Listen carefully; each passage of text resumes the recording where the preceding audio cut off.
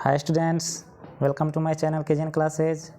आज आप लोगों को हम क्लास 10th का रियल नंबर का कुछ फार्मूला बताएंगे जो कि बहुत इंपॉर्टेंट फार्मूला है।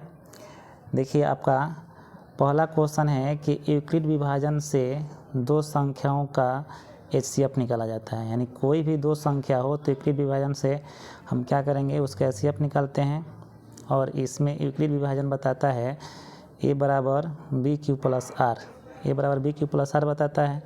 अब इसमें देखिए तीसरा जो फार्मूला है आपको बताया गया है, यहाँ पे लिखे हैं कि पहली संख्या इंटू दूसरी संख्या बराबर एचसीएफ इंटू एलसीएम होता है।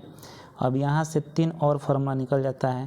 पहली संख्या निकालना हो तो एचसीएफ इंटू एलसीएम बटा दूसरी संख्या हो जाएगा, ये वाला हो जाएगा। अगर एचसीएफ निकालना हो तो पहली संख्या इंटू दूसरी संख्या बटा में एलसीएम हो जाएगा, ये वाला आपका दूसरा 5 नंबर हो गया। देखिए फार्मूला नंबर जो 6 है इसमें लिखा है एलसीएम, ये जो आपका एलसीएम है, एलसीएम बराबर होगा पहली संख्या इंटू दूसरी संख्या बटा एचसीएफ हो जाएगा। और फार्मूला नंबर जो 7 है ये बहुत समझिए कि इम्पोर्टेंट फार्मूला है। 7 से लेकर के आपका 10 तक दो संख्या हो, एक परमीय हो और एक अपरमीय हो, तो दोनों को जब जोड़ते हैं तो हमको अपरमीय देता है। फिर एक अपरमीय संख्या हो माइनस में परमीय संख्या हो, ये हमको अपरमीय देगा। फिर परमीय संख्या और अपरमीय में गुणा करेंगे तो भी हमको अपरमीय देगा। परमीय संख्या में अपरमीय संख्या से भाग देंगे तो ये हमको देगा अपरमीय संख्या। और सबसे इम्पोर्टेंट फार्मूला देखिए 11 नंबर कह रहा है, यदि किसी भिन्न के हर का गुणनखंड 2 के पावर n और 5 के पावर m के रूप में हो तो वह भिन्न शांत होता है अन्यथा अशांत। इस शांत और अशांत से हमेशा 3 या 4 नंबर के क्वेश्चन बोर्ड में पूछे जाते हैं, जो कि बहुत इंपॉर्टेंट है। देखिए स्टूडेंट्स, अब आपको हम पोलिनोमियल का कुछ फार्मूला बताएंगे। पहले हम पोलिनोमियल का परिभाषा बता देते हैं। देखिए यहाँ पर लिखे हैं कि जो समीकरण a0 x के power 0 a1x a2x square plus a3x cube plus dot an x के पावर n के रूप में हो तो उसे हम बहुपद कहते हैं। कोई भी समीकरण लिखा जाए वो बहुपद होता है। अब देखिए घात के आधार पर बहुपद पोलिनोमियल, इसमें आपको 3 घात का पढ़ना है, 3 घात तक पढ़ना है 10 क्लास में। तो पहला है एक घातीय बहुपद, ये हमारा एक घातीय बहुपद हो गया। अब इसका परिभाषा है वह ऐसा समीकरण जिसमें चर का घात 1 हो उसे एक घातीय बहुपद कहते हैं। जैसे x plus 2 3x minus y plus 1 हो गया।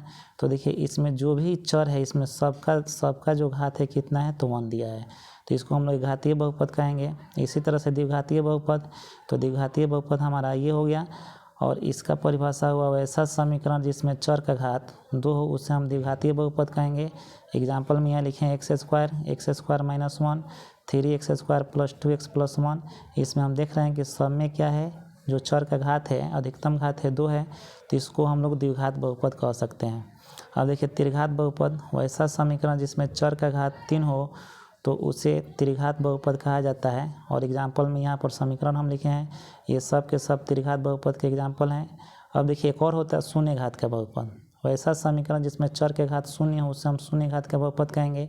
जैसे 3x के पावर 0 3y, या केवल आपका संख्या भी रहेगा तो उसको हम लोग क्या कहेंगे, शून्य घात का बहुपद कहेंगे। देखिए स्टूडेंट्स, अब पद के आधार पर हम लोग पोलिनोमियल जानेंगे। देखिए पद के आधार पर एक पदी बहुपद होता है, वैसा समीकरण जिसमें एक पद हो उसे हम लोग एक पदी बहुपद कहेंगे। जैसे एग्जाम्पल में यहाँ पर दिया गया है x स्क्वायर 3x, इस सारे एग्जाम्पल में जो समीकरण है उसमें एक ही पद है, इसको एक पदी बहुपद कहेंगे।